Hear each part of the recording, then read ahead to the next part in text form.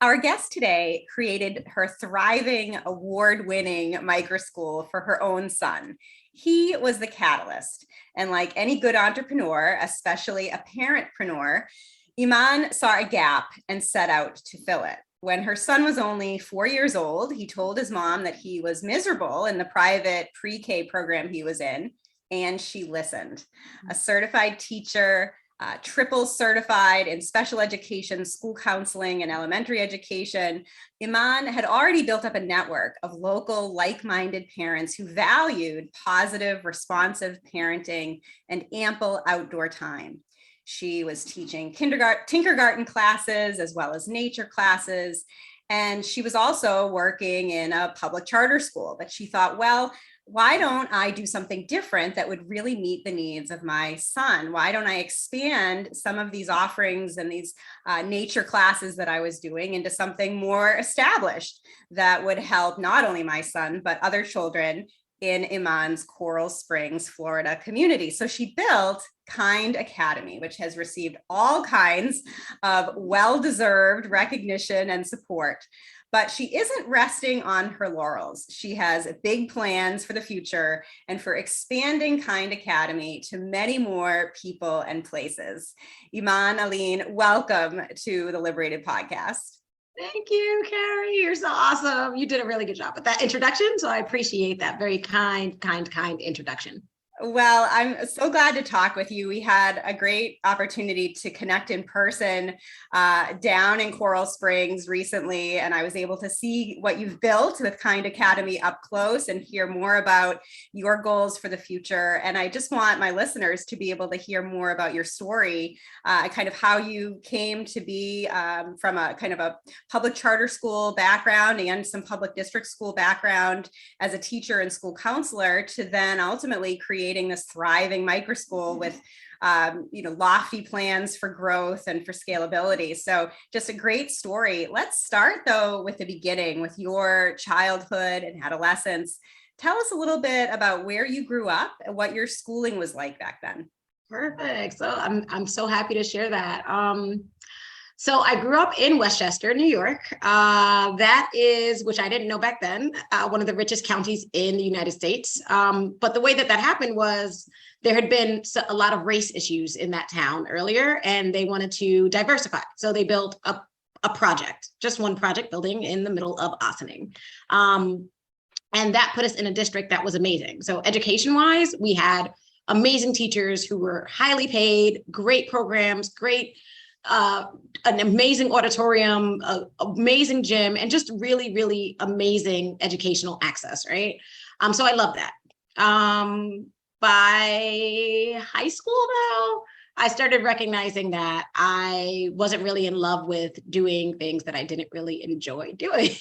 So I fell in, I guess, with the wrong crowd. Also got a bit rebellious and started to kind of saying I wanted something different. I always scored really well on tests, so I didn't really have to come to school to do that. So I was cutting school, not really going as much, and just coming in, taking the test that I needed to pass, and I did that without many issues. But then it just got to the point that I didn't want to really go, and I dropped out. And luckily, they did have a program that allowed me to get my GED. So I did my GED in like 6 months. I learned all this math that I could have never learned, and it got really condensed. And I knew I wanted something, but it was like I don't have to go to school for the next 4 years. I can do it pretty quickly and be done. So I did, took my GED test and passed that, and was able to even walk in our graduation with a GED. So that was a great opportunity for me. So by then I'm about 17, 18 years old. And then we're moving into kind of the next phase of what happens in my life. Yeah. So what happened next? Your mom decided she really wanted a warmer climate.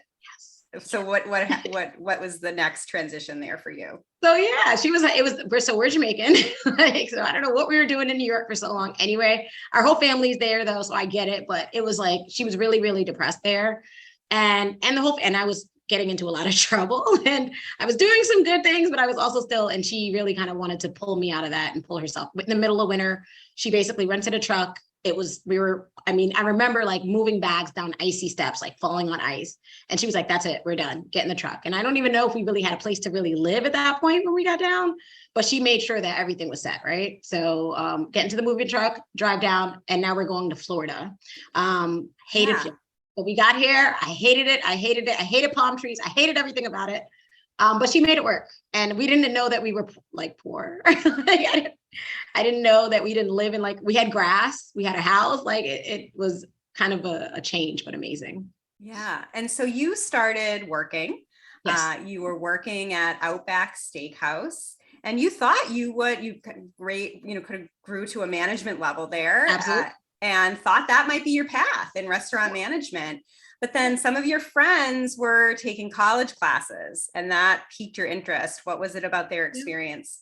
So perfect. So we were actually in Fort Lauderdale, which is really close to Art Institute. So a lot of my friends were going to Art Institute. They were artists. And I was like, oh, you can go to school for something you like and enjoy. That was shocking to me. I was like, well, let me try this out. I really loved being a waitress. At that point, I had like risen to to bartending. And then the next step was head waiter and, being able to count money and things like that. And I was like, I like this, So let me see if I can go to school for restaurant management. I want to own my own Outback, right? I'm going to do that. So I get into Broward College. It's the community college here at the time. And it's amazing. I get to pick my classes. At that point, I don't know if they still have this, but if they don't, like kids, if you're going to college, rate my professors. I got to choose my teachers, not only my classes, but I could choose my teachers, like based off of their personality. That was just like, all these choices were really amazing. I took like comic book classes, like language arts that came with comic books. And that was like my English 101 course. It was just amazing. So I went psychology, Black history. That was like my first time really learning like true Black history. I was in shock that I was getting all this content, and I was like, I'm going to keep going. So I got my associates. I think I told you already, like my mom died like 3 days after I got my associates, and she got to see me walk though. She got to see all of that. And first generation, she was just, I think, completely like in love with the idea that I was able to do that. And I just kept going even after that, got my bachelor's, master's, and I would go more, but I don't really have as much time. And I probably will at some point, but You're too busy at this point, putting all of that education into practice. right. And so after that, you decided to become a teacher, and you got the triple certification, and you began working in public charter schools. And I wonder what that experience was like. Here you came from community college, then a bachelor's and a master's program. You kind of have this rekindling of a love of learning and the sense of agency and empowerment through education. And then you go into this public charter school, which was sort of a surprising experience for you, right? Tell us about that. Yeah. So even when I was interning, like I was actually interning as a guidance counselor. So my first thing was, oh, I'm going to get to counsel kids. I'm going to get to like really help them socially and emotionally and all this good stuff. And they were like, no, you don't. Like, here goes the tests. You are a testing coordinator, basically, with the fancy name of guidance counselor. And you can do one anger management group per week. And that was pretty much all the counseling I really got to do there. But I also got to really see like students with special needs came in a lot when they were just struggling, like throwing chairs or whatever feeling they were having, being overwhelmed and things like that. So I really fell in love with ESE, or special education students. And that's when I decided to start teaching ESE students, or at least get certified in it. So I did. And then I moved into another public charter, and same idea. I just knew like right away. I mean, the teachers were yelling at the students, and they were being bullied, and the teachers weren't supported, and they weren't paid enough. And they would come to my office, like trying to get services too, to some degree. And I would help them to breathe because they were so stressed out. So it was like an all around thing. Silent lunches. My brain was like, there's no way I can fix all of this. And my son was at the same school at that point. And I don't want to, I love the school. I even love the admin team, who was like, just do whatever you can and do it as well as you can. Very supportive, allowed me to really grow, but system-wide, the publics were mad at the charters. They wouldn't let us do things that I knew would make sense. Like, why are we still using this curriculum that is not working? Because that's what the district said you have to use, right? They're going to shut you down if you don't show this, even though their schools, it was just like, it was like we were enemies, right? And I was like, I can't fix that. It's too big. It's too much, right? So I need to figure something else out. And that's when we. And so around that same time, you're now a mom of 4. You had 2 younger ones, though, at kind of around this time, where your son, as a 4-year-old, said, Mom, I can't do it. I'm not happy in this pre-K program, just at 4 years old, just to have the language to be able to communicate that to you. And so that, along with sort of your understanding of what was really happening in these schools, started you down, or at least gave you the kind of early steps to start thinking about potentially building something different for your son and for others in your community. Tell us a little bit about what that was like then. Oh yeah, so he was 4, and he was miserable every day. And I remember the first few weeks that he was in BPK, they were like, oh, he'll get better, you know, drop off will be easier, just leave as quickly as you can. And I did everything they said, like make sure he gets enough sleep. He's crying every day, but he's like crying every day. And I was like, okay, social anxiety. All right, so he'll get better in a few weeks. He never got better. I mean, we went through like May and he was still like crying every day, and I'm still teaching. And so I don't have a choice. I have to get to school. I have a year contract. So I know all of this. And then there came a point where he was like, I will die if I have to go to school. Like, it's killing my soul, Mom. Like, I will literally kill myself if I have to continue going to school. And I think at that point, like the school year was close enough to over that I was like, okay, let's just pull you right now. And we just did. He actually stayed at the preschool that he had been in the year before that. And that was how we kind of transitioned out. Summertime was here. I started doing more stuff with him. We were homeschooling during the summer, and still continuing to build our programs out. So that's kind of how that happened. And then we went back again, tried again with an amazing teacher who I loved. And she's like kind of I say it to her all the time. She probably still doesn't believe me, but she showed me like what education can look like. She showed me, she would have a class of 20 kids, and it was just, she never raised her voice. She always treated them with so much respect, and she always made them feel so valued no matter what was happening. Like, I was still at Miss Circa. Like I remember, so he was in her class and it was amazing, but she was at a public charter. She still had rules. She still had requirements, still things happening in the school that she just doesn't have any control over. What can she do? Right. The clip chart, the behavior chart. And every day he would like, his soul would be crushed if he didn't get on pink, which was the highest level, or if he got clipped down for anything, he would like have a fit. So again, came around, actually at this point, we're March now. I pulled him. I was like, we're done. That's it. I had a baby at home. So I was actually on maternity. And I was like, you know what? That's it. Like, let's do it. I started hanging out with homeschoolers. And that was kind of like the real beginning of Kind Academy Homeschool. Yeah. And so 2016 was sort of your official launch. You had been, as I said, teaching some Tinkergarten classes, which are kind of parent-child nature classes. You had been doing some nature classes and other work with this kind of group of like-minded parents in the area. But it was really in 2016 that you officially got your EIN number and launched Kind Academy. And at that point, it was a 2-day-a-week kind of drop-off outdoor microschool. And tell us how that kind of came to be and what evolved throughout 2016. So the same idea. We have these kindergartners, or we have these 4-year-olds that aren't fitting into, there's nothing really here. As a matter of fact, we did have something, but it was like 50 minutes away. And I love her, Sunflower Creative. She was like, but I was like, we can't do that here. Like, I can't drive there every day or whatever. And they don't have a whole lot of space, right? So programs like that just are really hard to get into and really challenging to get to, because there's like one in, entire county. So I started something similar. We started doing like nature classes. Parents would drop their kids off. We actually were in a community center and then had access to a library that was really close by and an awesome new playground. So I was like, this is it. And that worked out really well. Like, the kids would come in, we would do a lot of playtime outside. Then we would do our lessons inside for like an hour. It was always 2 teachers. We had an OT that was on staff, and her son was there. So she would like get shaving cream out, and they would learn how to write with shaving cream. And we just did all this really cool stuff that we knew our kids weren't getting in school. And it was hard though. But it was a really cool thing to see. So that's how that happened. And we did that for 2 years, in addition to doing nature classes with parent and child. Yeah. And so you kept doing that. And then how did that evolve kind of after the 2 years? So at this point, what happened? Oh, Compass. Okay. So at this point we have now, I really want to start a full-time school. We're in the community center, but packing things in and taking them out every day was like really challenging. And I was really starting to look for spaces that was my own, right? How do I do it? I don't know what I'm doing. Okay. But I started seeing these ads for Compass Outreach and Education Center. And I noticed in the ads are diverse, right? So I'm like, okay, well, usually when I see diverse ads like that, it means that it's somebody that is diverse. So let me go ahead and see. So I start reaching out to Miss Suarez. I'm like, Miss Suarez, like, Laurel, my name is this is what I do. I'm with homeschoolers. Can I be a part of your team? Like, do you need a director? What do you need, right? And then we just start talking, and we kind of like start really talking about how we can build Compass, right? What can we do? Who can we reach?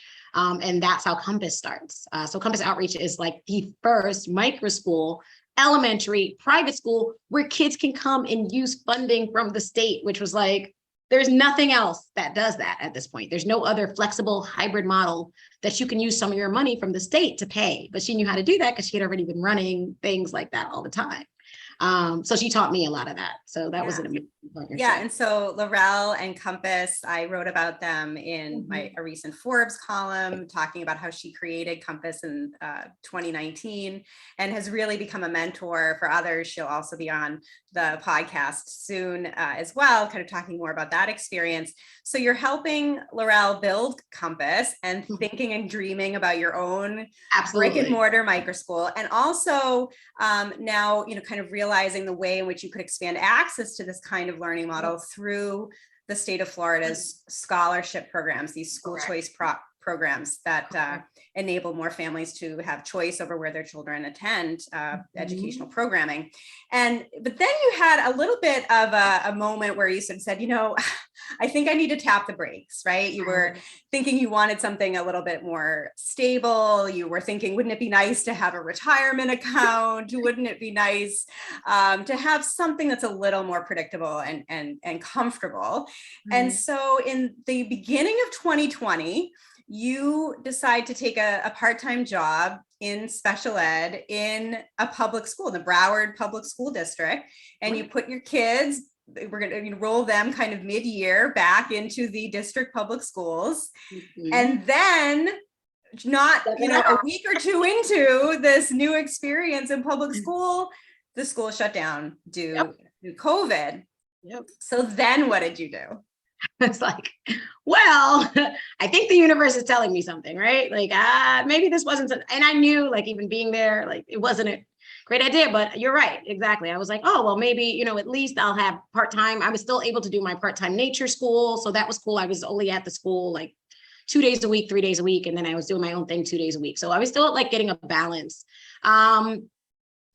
But nobody came to my nature school on the Thursday. And I was like, what is going on? And I looked up and everyone was like, everything shut down for COVID.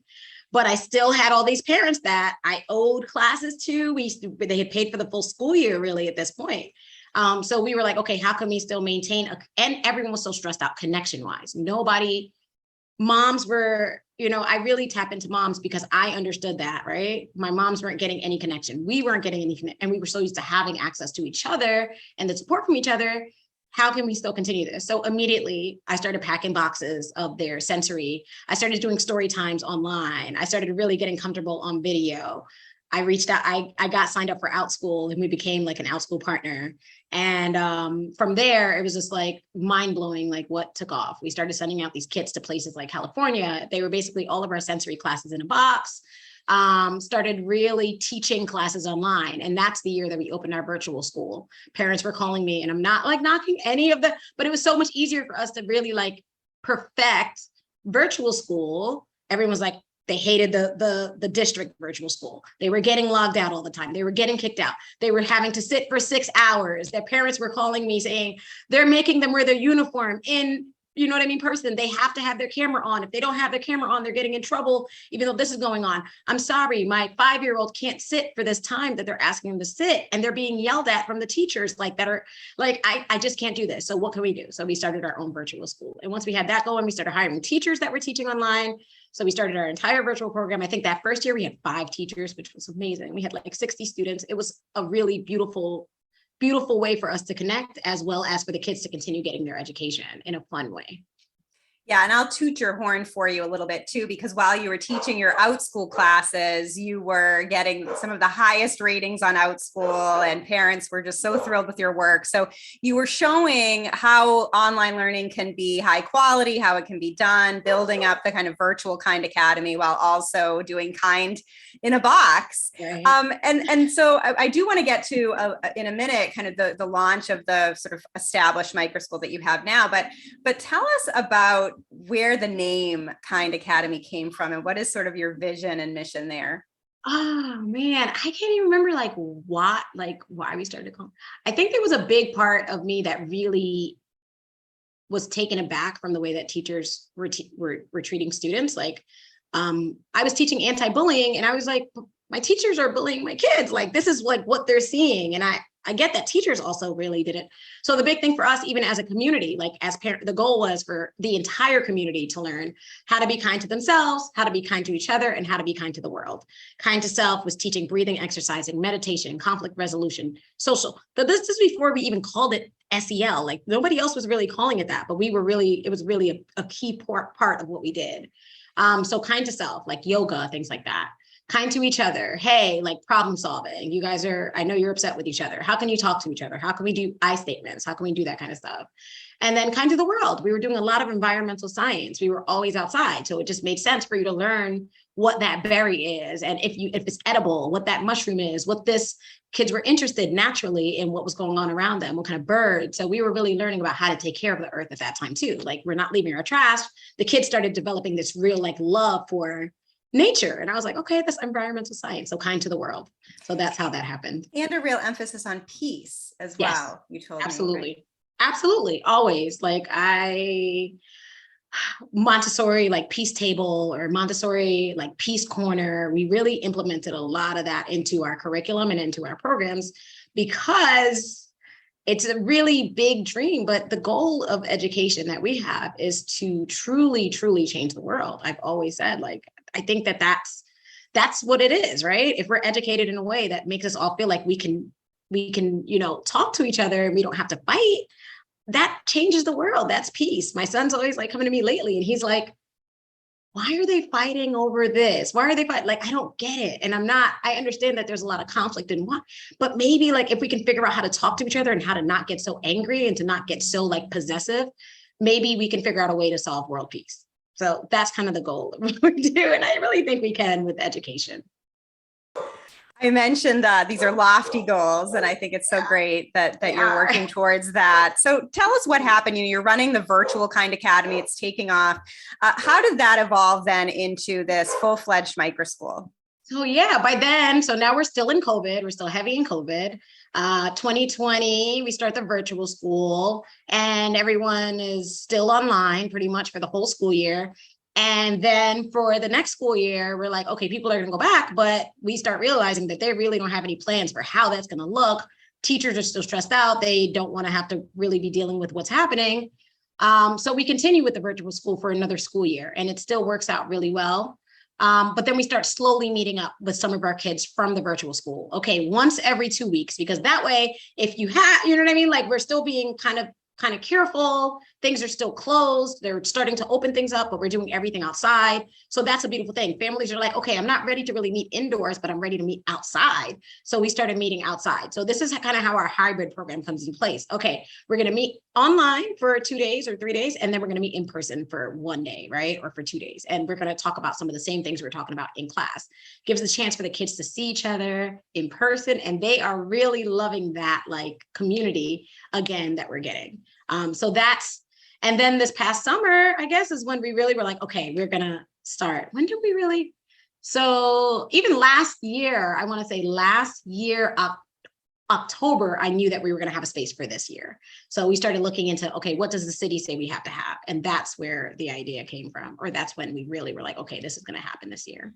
And even though the priority of Kind Academy is a lot of time in nature, a lot of time outside of four walls, it was important to you to have an actual classroom, which you now have this academic year, so that you could get access to the scholarship programs, right? So that more families would be able to access your program through these school choice policies. And so I guess maybe what do you think about kind of the intersection between education, entrepreneurship, and school choice policies? I mean, you obviously started Kind Academy before you had access to these policies. So it's not like you need school choice policies to be a microschool founder or an education entrepreneur. But what is it about these policies that influence entrepreneurship?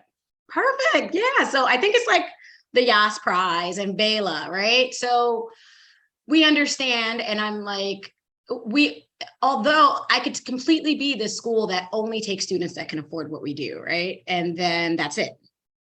But school choice policy and really getting to the nitty gritty of where that money is going and can money follow the student means that more students will have accessibility. And I really want every single student to have access to things like this. So it's sustainability. If I have access to families who can pay, instead of paying $1,200 a month for our programs, instead they can pay $200 or $300, that's much more affordable. It intersects with entrepreneurship because now I know that my business model will succeed as well. So as an entrepreneur, I want to serve every single learner, but I also understand that I can't do that with no money. And I've seen people do it with, and we've done it with very, very minimal funding, but with money and with backing and with like we're taking over, like that's, that's it. The kids who really need it though, I don't want. I think that there's a big, beautiful thing that happens, like when we get our publics together and our charter schools together and our private schools, and we can all kind of say, hey, this student really doesn't work in this environment. Instead of really like focusing on changing the environment too much, because we know we do well with, 60% of the learners, take that other 40% and give them something else. Like we don't have to fight over these students. Like students deserve to be in environments that work for them. There are some students that don't work in our environment. And I say to them, hey, there's this other micro school that's here. There's this private school that's here. And the public school education, like special education department in this specific school is really great. The gift to the department in that I can kind of network with all of these programs and say, hey, we have learners for everyone, but there has to be money involved. The money has to go to wherever that child does well. And that's super important to us. And policy predicts that. Yeah. And I mean, the micro school, your micro school kind academy and other micro schools in South Florida are lower cost than traditional private schools. So they are by nature more accessible to more families, but still financially out of reach for so many families. Absolutely. And so I think what you're saying is these school choice policies, these scholarship programs really do enable more families to attend who otherwise wouldn't. So it enables you to grow and also have that kind of financial stability and feel like you're serving a larger community. And I think it is great that you're sort of referring parents to different education options, helping them figure out what's best for their child. But I will say that from my visit to Kind Academy, it seems like such a magical educational experience. I can't imagine any parent who wouldn't want that for their children. When I arrived, you had left the building in your beautiful van with your students to go to a community garden and with your teachers. And the students were doing all kinds of outdoor activities in this outdoor classroom. They were doing nature tic-tac-toe and learning about all of the plants and vegetation around them. What happens typically in Kind Academy? What is sort of your curriculum focus? I love that you asked that. It's so unique because it's fairly different for most of the kids. We have a lower school and an upper school. So for our lower school students, it's incredibly hands-on. Like they get very little time on screen. It's very low screen. But they do have, they have ELA that's completely individualized. The teacher that's there loves to create the curriculum just based off the students, based off the learners. So they do center-based activities for English language arts, but they're all working on their own levels. They're all working on things that are differentiated for them and individualized for them. Math, of course, we're focusing on grade level math. We're focusing on making sure that they are filling in. Most of our kids have gaps. Like they know a lot of multiplication, but their addition and subtraction, like because they're still in that COVID, like we're still kind of seeing a lot of those little like holes and gaps. So teachers are filling those gaps all the time. So it's very personalized is I think what I really want to say. So ELA, so we really do focus on our reading, our writing, and our math, right? Those are the three things. And then what we call interdisciplinary studies, which is actually what my bachelor's is in, so it makes sense. Project-based learning, very hands-on, very social studies is mixed with history and science is, right along with it. So all that kind of stuff goes together. That's my lower school. My upper school is very similar, but a lot more, a bit more tech. They all have access to programs that only focus on the skills that they don't know. We don't spend a whole lot of time giving them curriculum we don't spend any time actually giving them curriculum that they already know. They take an assessment, a diagnosis where they're at, and then they have two teachers. They have a certified teacher and a teacher's assistant who's amazing, who make sure that they understand the content, okay? Like division, long division, and all that good stuff. And then they may get a mini lesson in something that works for them. And then they get the hands-on amazing things. We just finished creating a really cool video game unit. That's why you saw the nature tic-tac-toe, because tic-tac-toe, the first video game ever, was actually called OXO. And we were talking about that with the kids who were arguing, like, there's no way, no way. So their challenge was to create a tic-tac-toe game with nature materials based off of that learning. It was just so great to see. So how many students do you have now, in what grade ranges, and how many teachers? So yeah, great question. So in person, hybrid, actually, we have about 25 students in our in-person. We have 4 teachers right now. Some of our kids aren't there every day. Some of them are learning online. Some of them have access to their programs or their curriculum, and they're doing it at home with their parents. But 25 total with our in-person. And then 4 teachers who are absolutely amazing and are like so supportive and great. You mentioned a bit earlier, VELA and Yass. So I want to start talking a little bit about the recognition that you've been getting for your program, starting with the VELA Education Fund. VELA is a nonprofit philanthropic organization whose mission is to provide micro grants to education entrepreneurs like you, who are creating microschools and homeschooling co-ops and collaboratives and learning pods and other kinds of non-traditional learning environments, and really help to give you some support and get you going. So let's start with that. How did you find VELA, and what has it done for you? I'm glad you asked me that, because I wanted to bring up my bestie's name, like Miss Shireen Rad. She's the one that's Colossal Academy down here, who again is another one. I know you came down and saw us. So I know you'll be talking about her. But she's a rock star. She found VELA, actually, and we've been friends for a while. She actually reached out to me to ask for some guidance when she was starting her microschool years ago. And but she's been like a key person in connecting us to this kind of stuff. So she found VELA. She got the VELA micro grant, which is $10,000, and showed it to me, and then got me in. And I was like, oh my gosh, we won the 10,000. And it was like the first time ever that we had gotten such a big amount of money. And it was shocking to us to even like be recognized, because we were so used to not being recognized. And I was like, I don't even care anymore. Like, I'm not doing any grants. I'm not doing, like, it just didn't.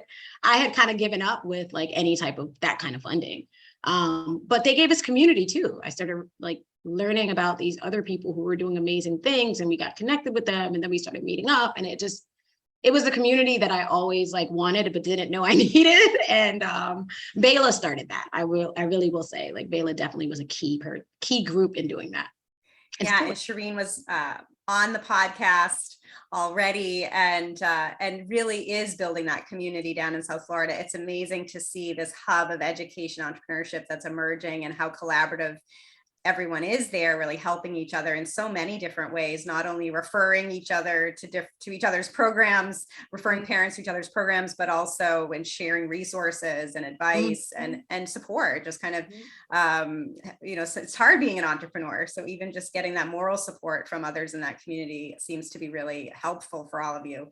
And then you also are now a semi-finalist for the Yass Prize, which is a significant prize that right now you're at this sort of $200,000 level, but you have a chance to be in the $1 million winner range. Tell us about Yass. So Yass, and actually we found Yass through VELA. So as you can, like, VELA, we actually went VELA, we had the 10K, then we got the 50K, and they were telling us, hey, like, you should be trying out for the Yass and promoting it to us. So I was like, Yass was supposed to be 100,000. We applied for the Yass.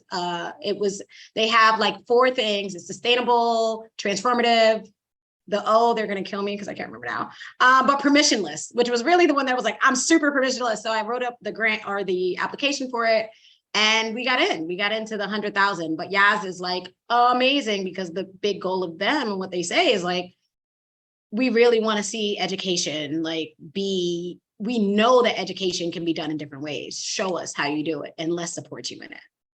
Yeah, and so what both Yass and VELA are doing with, the financial support, but also this community support, and with Yass, the accelerator program now for finalists and semi-finalists in that program to really help you think about your business plan and your long-term goals. And your goal is phenomenal. I mean, not only world peace, of course, which I have no doubt that you will achieve. But before that, tell us what your main goal is with Kind Academy. So business wise, I keep saying this. I'm like, and now I have to like, which I know I'm going to. But the goal has always been, I mean, from the beginning, from the first time that we really started, I would talk to Tamiko, and she was like she's my bestie too. She would say, I would tell her 100 schools in 10 years. Like the goal is to have 100 schools in 10 years. Like I want to be up there with Acton and Wildflower and all these other, like I knew I always wanted like diverse representation in education, as well as like as many schools as possible with teachers who are just kind of like, I need to do something different or else I'm going to like shrivel up. So that's 100 schools in 10 years is the goal. Yep.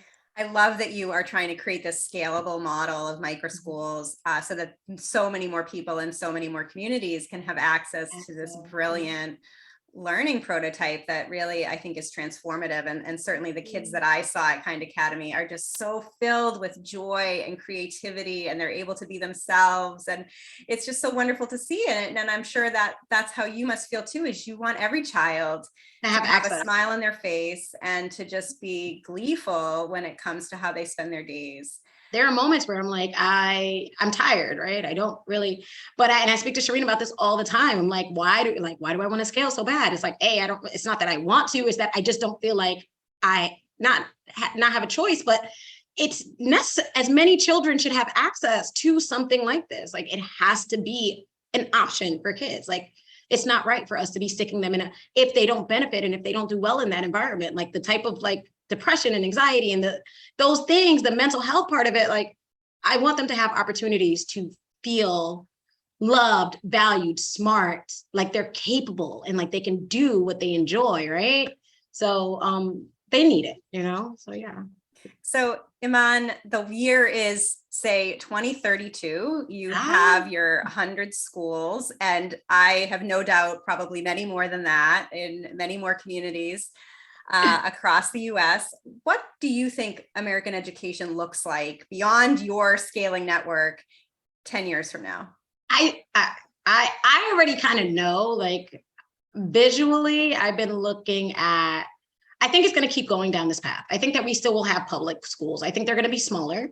I think that they will still be there, though. I think they'll be there forever. I think we're still going to have charters. I think that we will have a lot of very small learning environments like this, though, especially if the money continues to follow the learners. I think the only thing that will stop that is policy. So my big dream is that policy doesn't, is that we really allow this collaborative effort between all these different models, and we really start learning how to allow our learners to be in the environments that benefit them the most and stop worrying about policy so much and things like that. So, but that's what I see. My vision for the future is that I think another person used to say a microschool in every corner. I'd love to see a microschool in every corner. I think that it doesn't have to be mine, but I think that there should be interest-based microschools where learners can have access to that, and schools. That's what I see. That's the vision of education that I see. So Iman, if people want to follow your progress and track your success in reaching your goal and reach out to you and Kind Academy, how can they find and follow you? So our website is probably the absolute best way. www.kindacademy.org is a great way to find us. We're on Instagram pretty much. You can always DM us if you have questions or anything like that. Facebook is another great place. So, yep. Iman Alleyne, thank you again for being on the LiberatED podcast. Awesome. Thank you for having me, Carrie. Have a wonderful day.